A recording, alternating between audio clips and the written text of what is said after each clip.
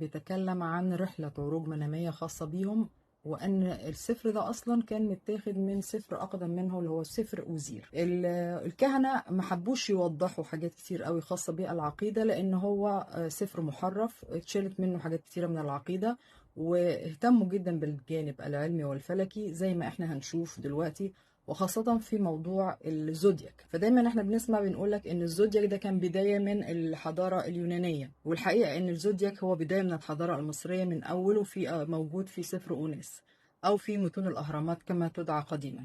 ليه؟ لان كل الحاجات اللي شافوها فوق في السماء بالاشكال النجمية عبروا عنها بوجودها، وان هي اعتبرت ككيانات موجودة في الارض. يعني مثلا لما لقوا البرج الأسد بالشكل النجمي بتاعه في السماء، مثلوه تحت بالشكل الخاص بيه اللي هو أبو الهول أو الأسد الرابط، كما بنراه في مثلا هضبة الجيزة.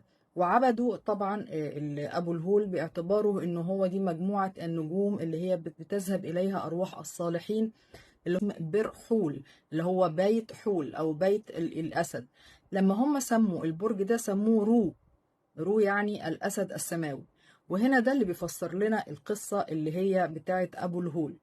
هل أبو الهول هو كان بيمثل إيه بالظبط؟ كان بيمثل شو وتفنوت كما وجدت في لوحة الحلم، بوجود اتنين أبو الهول، ويجب أن يكون أبو الهول اللي باصص ناحية الشرق والغرب أن يكون ظهرهم لبعض. يعني ما ينفعوش يكونوا متوازيين، يعني ما ينفعش أجيب أبو الهول باصص كده وأبو الهول باصص كده، دي نظرية خاطئة. يجب أن يكون أو مثلا أبو الهول باصص بوش ده أو بوش ده، زي مثلا طريق الكباش اللي موجود عندنا بردك، دي نظرية خاطئة. كما في لوحة الحلم يجب أن يكون أبو الهول كل منهم وجهه متجه عكس الآخر، يعني ظهرهم هم اللي في مواجهة بعض. الوجه هنا متجه ناحية الشرق والوجه الآخر يتجه ناحية الغرب. وهنا في أعتقد في بعض النظرية لأحد الزملاء كان تكلم على وجود أبو الهول الغربي وليس الشرقي اللي هو موجود حاليا في هضبة الأهرامات. وده قد تكون هنا بيمثل شو وتفنوت، لأن روتي بالمعنى اللي هو موجود في الوثائق كلها والكتب اللي موجودة حتى من أول أسفار الأهرامات، معناه روتي معناها شو وتفنوت، يعني الذكر والأنثى. لكن الحقيقة لما أنا بحثت هنا في سفر هرم أوناس وجدت إن هو بيتكلم عن رو، ورو هنا اللي هو المجموعة النجمية الفلكية للأسد في السماء، التي تنظر إلى المقابل له ابنه اللي هو الأسد أو الشبل الرابط على الأرض في هضبة الجيزة. وده يمكن أول حد هيقولها لكم هو أنا، لأني حتى بيانكوف نفسه ترجمه، يعني أنا عشان ما أخدش السبق النفسي، بيانكوف هو أول من ترجم هذا النص وأوضحه، ولكن لم يترجمه بالشكل الواضح اللي أنا هترجمه دلوقتي لحضراتكم، وهفهمكم إزاي إن إحنا بنقول إن أبو الهول هو موجود في السماء. وأقرها طبعا روبرت بوفال وغيره من العلماء اللي اتكلموا على المجموعات النجمية المقابلة للآثار في مصر. وإحنا بنقول إن العلم ده علم حقيقي وموجود بره، بس إحنا اطلاعنا عليه كأثريين كان متأخر شوية، لكن هو ما نقدرش ننكره، وإنك تبدأ متأخرا خير أن لا تبدأ نهائي.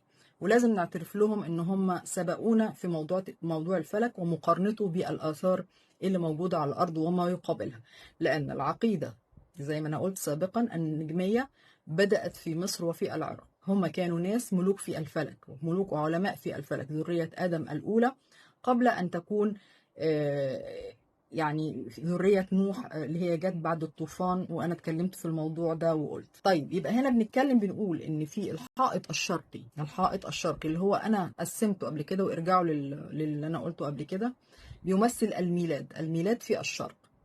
إذا الحائط الشرقي الساعة اللي احنا قلنا كل حائط من الحوائط الثلاثة مقسمة إلى 24 ساعة، يعني 24 تلاوة جت برمزية التلاوات اللي هي بتبدأ بالجد مدود. فالحائط الشرقي يحتوي على 24 تلاوة، يعني 24 ساعة.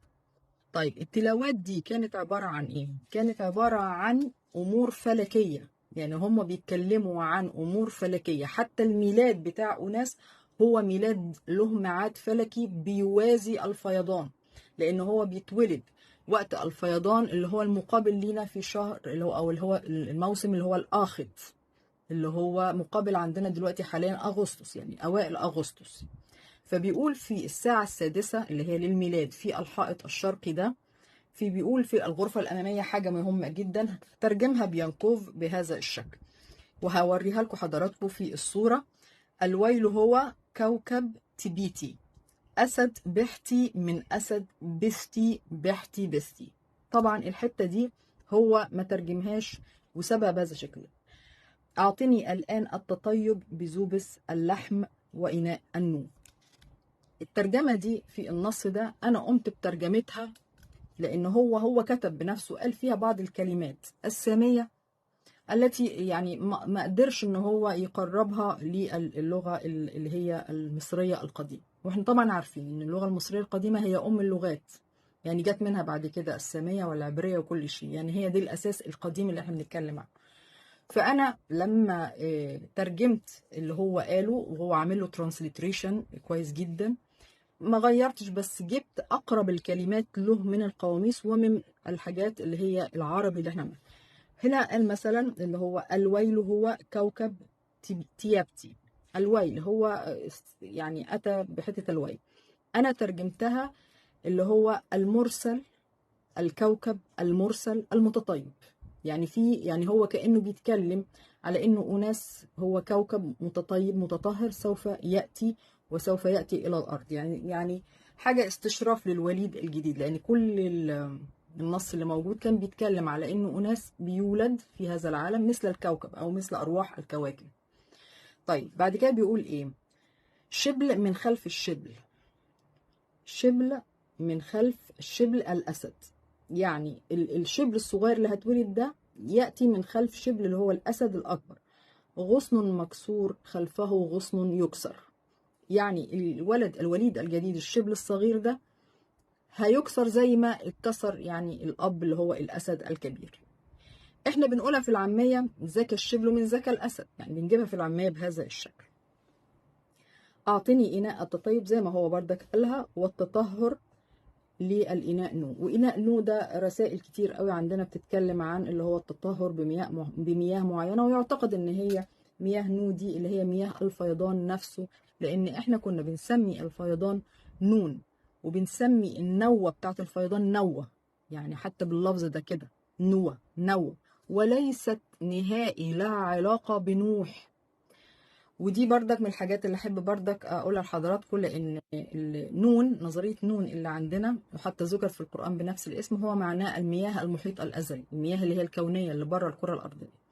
لما بنقول نوة يعني معناها الفيض او المياه الغزيره.